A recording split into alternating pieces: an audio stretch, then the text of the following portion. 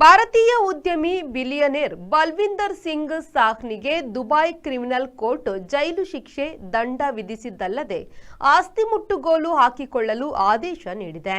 ಬಲ್ವಿಂದರ್ ಸಿಂಗ್ ಸಾಹ್ನಿ ಭಾರೀ ಪ್ರಮಾಣದಲ್ಲಿ ಅಕ್ರಮ ಹಣ ವರ್ಗಾವಣೆ ಮಾಡಿರುವುದು ಕೋರ್ಟಿನಲ್ಲಿ ನಿರೂಪಣೆಗೊಂಡಿದೆ. 5 ವರ್ಷ ಜೈಲು ಶಿಕ್ಷೆ ಹಾಗೂ ದಂಡ ವಿಧಿಸಿದೆ.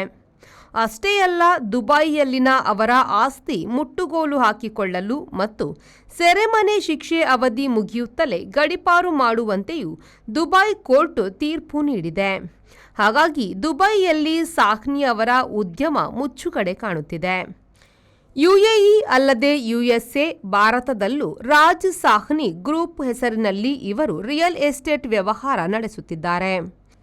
ಹಲವು ಸೊಗಸು ಕಟ್ಟಡ ಕಟ್ಟಿರುವ ಸಾಹ್ನಿ ಕಾರು ಶೋಕಿಯೂ ಇದೆ.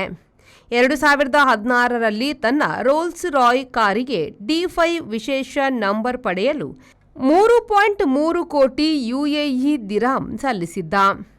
2024ರಲ್ಲಿ case ದಾಖಲಾಯಿತು.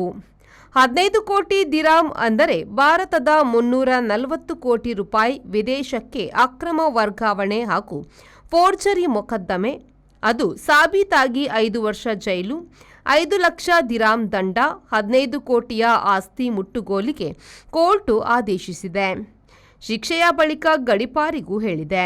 Every action has a multiple reactions in an industry. Safety is what comes first, and that is what we provide. Induscare Equipments, manufacturers and suppliers of industrial safety equipments. We provide safety equipments like gloves, masks, safety helmets, earplugs, safety belts, safety shoes, gum boots, safety goggles, industrial and medical coveralls, fire protection and arc flash suits, road safety equipments and all industrial fire and safety accessories. Your safety is our priority. Induscare Equipments, KVSS Bank Building, Koolur, Mangaluru. Call 0824 2458 754.